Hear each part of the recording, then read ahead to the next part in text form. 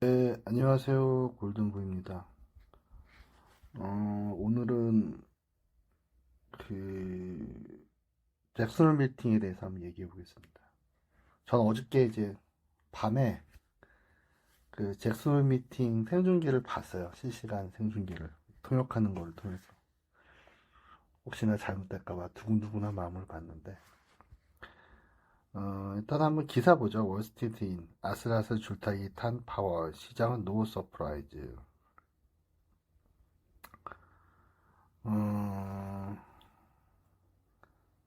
이 내용이 내달 20일까지 데이터가 과열되면 금리를 인상할 위험이 있겠지만 우린 여전히 염준이 금리를 계속 동결할 거로 생각한다. 이거는 이제 JP모건의 경제학가 마이클 페놀리의 반응이고요.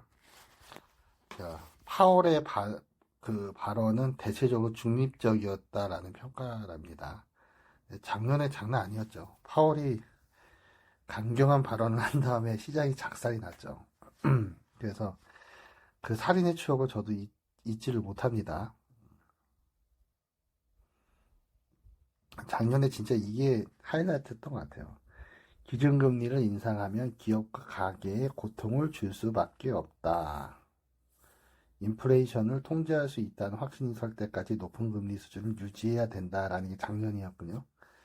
고통을 줄 수밖에 없다. 고통을 참아라. 이 얘기에 그냥 다들 시장이 기겁을 했죠. 올해는 상당히 부드러웠다. 뭐 이런 평입니다. 자,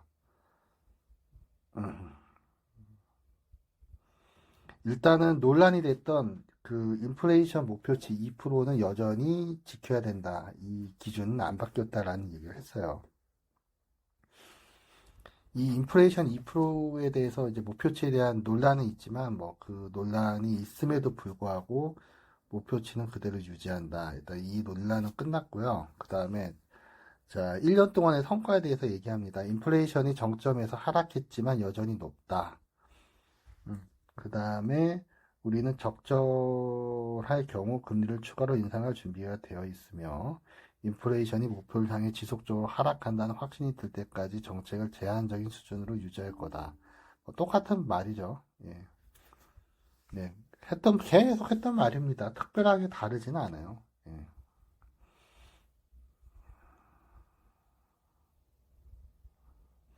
지금 CPI가 떨어지는 건 맞는데 아직은 충분하지 않다. 뭐 이런 얘기인 것 같고요. 데이터를 보고 만약에 이상 징후가 보이면 추가로 금리를 올리겠다 이 얘기입니다. 그래서 뭐 이 계속 했던 얘기를 일관성 있게 하고요. 근데 이제 이 추가 인상에 대해서 중립금리에 대한 논란이 있었어요. 있었는데 뭐 모호하게 얘기했습니다. 이 논란은 좀 어렵더라고요. 넘어가고 자 금리 인상에 대해서 신중하게 하겠다. 작년에는 경제에 고통이 있을 것이다 라는 말에서 뉘앙스가 좀 달라졌죠. 우리는 흐린 하늘 아래 별들을 따라 향해하고 있습니다. 다가오는 회의에서 우리는 전체 데이터와 진화하는 전망, 리스크를 바탕으로 진행 사항을 평가할 것입니다. 이 평가를 바탕으로 추가 긴축을 할지 아니면 정책 금리를 동결하고 추가 데이터를 기다릴 것인지 결정을 신중하게 진행할 것입니다. 데이터를 보고 판단하겠다라는 얘기예요. 데이터 디펜던트 뭐 이런 거죠. 그래서 이제 시장 해석은 어떻게 되냐? 다음 달 9월 20일 날 FOMC 회의에서는 동결 카드를 꺼낸 다음에 데이터를 보고 데이터를 살펴보면서 11월 달에 올릴지 안 올릴지를 다시 한번 결정하겠다. 이런 예상이 많습니다. 그래서 다음 달은 동결이 높다, 확률이.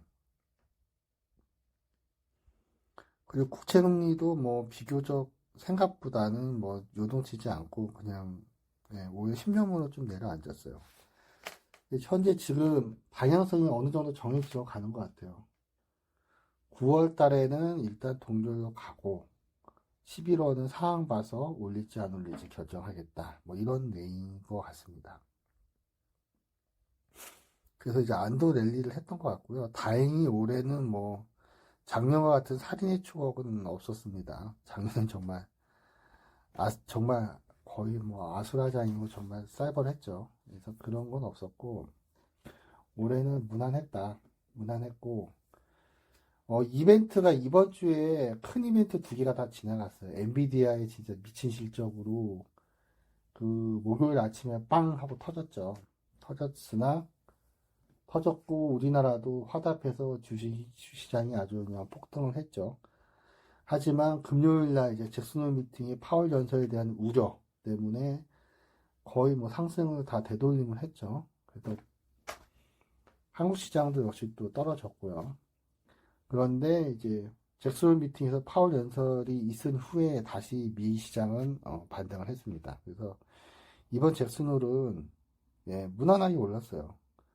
큰 뭐 영향을 미치지 않고 다행히 뭐 진짜 무난하게 마무리됐다. 그래서 지금 큰 이벤트가 일단 끝났고 그냥 과거에 왔던 것이 계속 이어지는 것 같아요. 특별하게 뭐 변화가 있는 건 아니고 우리가 알고 있었던 거 그대로 그냥 데이터 보고 계속 판단하겠다.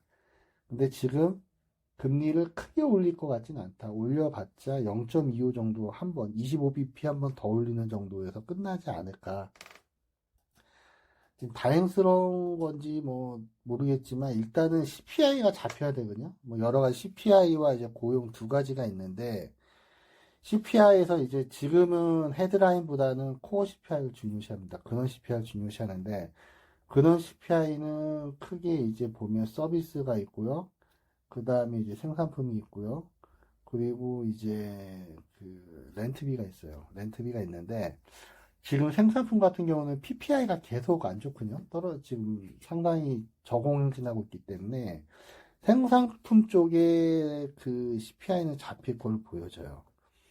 그리고 이제 렌트비도 하반기 때는 떨어질 걸로 보여져요. 다만 서비스는 지금 임금이 계속 유지되고 있기 때문에 고용이 아직도 양호하기 때문에 아주 뜨겁기 때문에 서비스 쪽은 쉽게 안 떨어질 것 같아요. 그래서 하여튼간 그래도 지금 보면 지금 결과적으로 CPI가 제일 중요한데 이게 뭐냐면 클리블랜드 연준에서 이제 CPI 예측치 나와 있는 게 있어요. 보면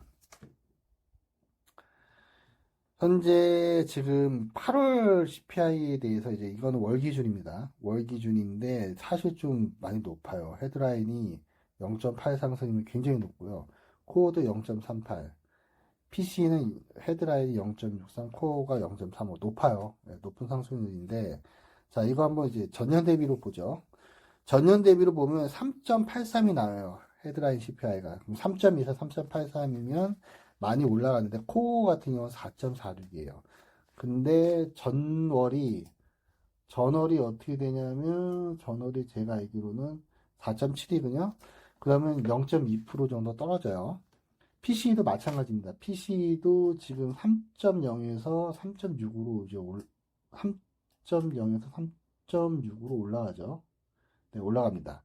반면에 코어 PC는 4.1에서 4.01 좀 떨어집니다. 그래서 여하튼 간에 지금 코어가 잡히고 있다. 지금 3분기 예상치가 헤드라인 CPI는 3.81, 코어 CPI는 3.2, 헤드라인 PC는 3.27, 코어 PC는 3.04.